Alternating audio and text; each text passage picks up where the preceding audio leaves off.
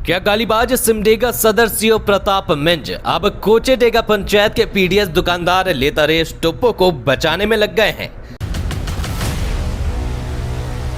कि हमको 3 लाख रुपए का डिमांड किया है। माता चौधरी लोग हमको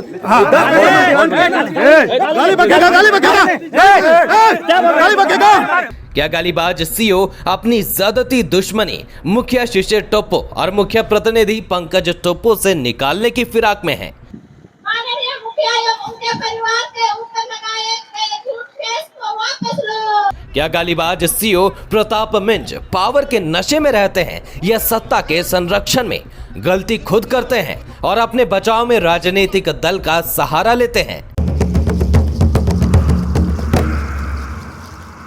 लोकतंत्र 19 ने 15 मार्च को गालीबाज सिमडेगा सदर सीओ प्रताप मिंज का एक वीडियो दिखाया था कि कैसे सीओ साहब गालियां दे रहे हैं। अब मामला दूसरा है। एक तो राज्य प्रशासनिक सेवा संवर्ग के अधिकारी प्रताप मिंज जिस तरह की अमर्यादित भाषा का प्रयोग करते हैं वो स्वयं में अचंभित करने वाला है। इसके अलावा उनकी ये दलील कि मुखिया खुद फोन करके 9 मार्च को जांच कराने के लिए बुलाए थे। इतना ही नहीं, लोकतंत्र से बात करने के क्रम में मिंज ने कई बातें कही। पहले कहा कि मुखिया ने फोन करके बुलाया, फिर कहा कि झामुमो के जिला सचिव का फोन आया था, फिर कुछ देर में कहा कि सिमडेगा थाना प्रभारी का फोन आया था। उनके खिलाफ मुखिया गांव वालों से मिलकर साजिश कर रहे हैं।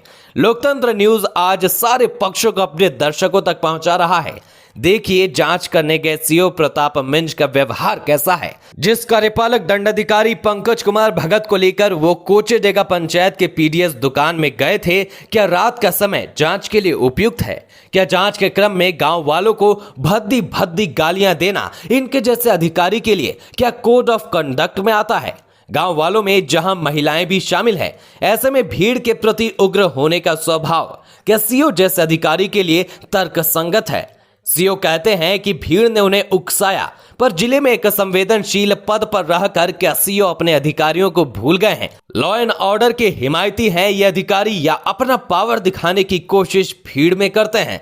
जिस जांच के लिए दूरभाष पर बुलाए जाने पर कोचेडेगा पहुंचे थे सीओ प्रताप मिंज, वो भी एडीएम और समाहरणालय के गोपनीय शाखा के कर्मी के साथ। क्या इसको लेकर उन्होंने उपायुक्त से परमिशन ली थी?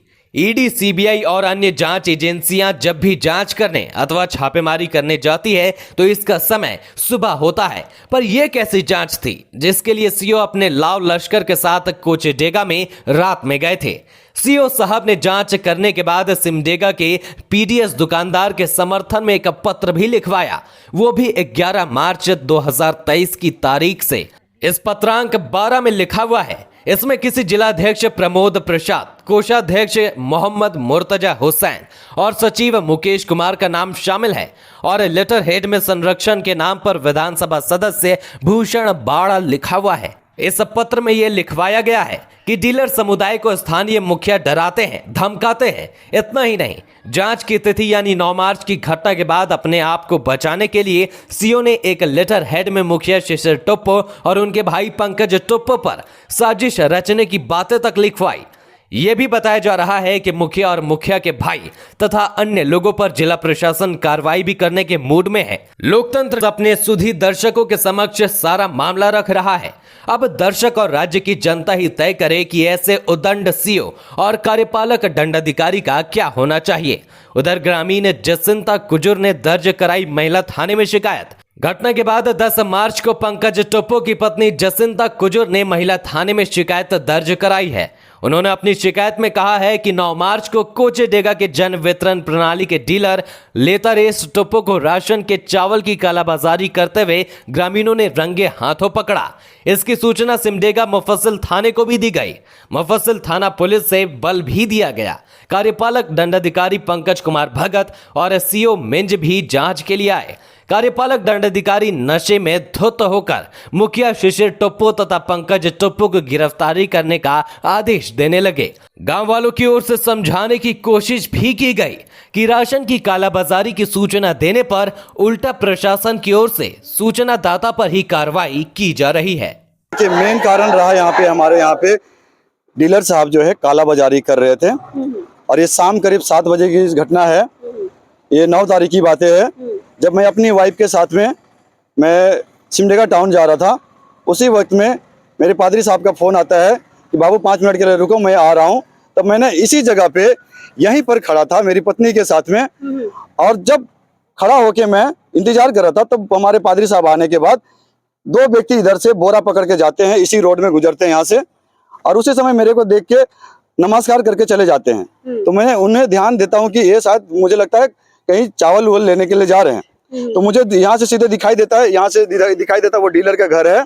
उसी डीलर के घर में जाते हैं, किने आओ तो दादा इन्हें तनिक उसी डीलर के घर में जाते हैं। मुझे साफ रीत से दिखता है कि वो डीलर के घर में घुस जाते हैं गाड़ी लेके।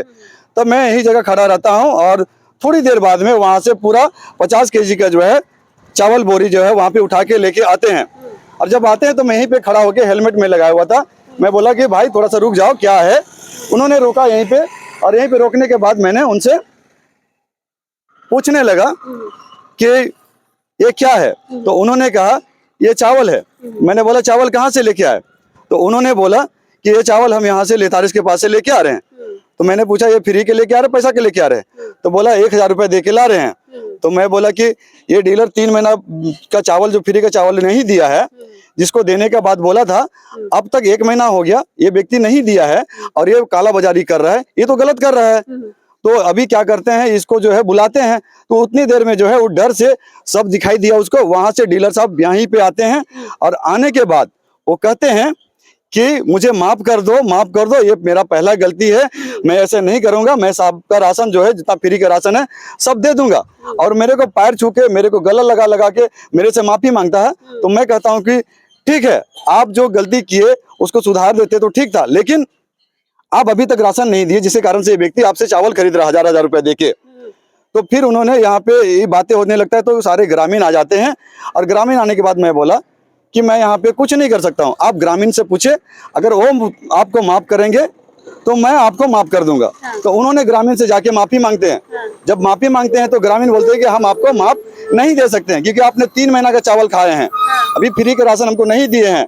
तब उन्होंने फिर मेरे को आके फिर मेरे को पकड़ के कहते हैं कि पंकज बाबू मेरे को माफ कर दो, पंकज भाई मेरे को माफ कर दो। तो उसी समय मैं कहता हूं, अगर जनता माफ नहीं कर रहा है, अगर मैं आपको माफ कर दूंगा तो जनता मुझे आज के डेट में ये बोलेगा कि मुखिया प्रतिनिधि ये लोग ऐसे करते हैं और ये लोग पैसा कमाते हैं।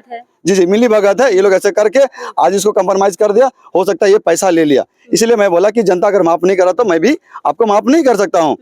तब तक में जितने ग्रामीण यहाँ पे थे और वो लोग बोले ठीक है, अब हम इसको मतलब कंप्लेन करेंगे। तब तुरंत में यहाँ पे क्या होता है, आधा घंटा के बाद में हमारे मुखिया साहब को बुलाया जाता है। मुखिया साहब यहाँ पे आते हैं और मुखिया साहब यही आश्वासन देते हैं, ठीक है आपने कालाबाजारी को पकड़े हैं तो अभी इसके ऊपर में कार्रवाई होना चाहिए, मैं प्रशासन को फोन करता हूँ।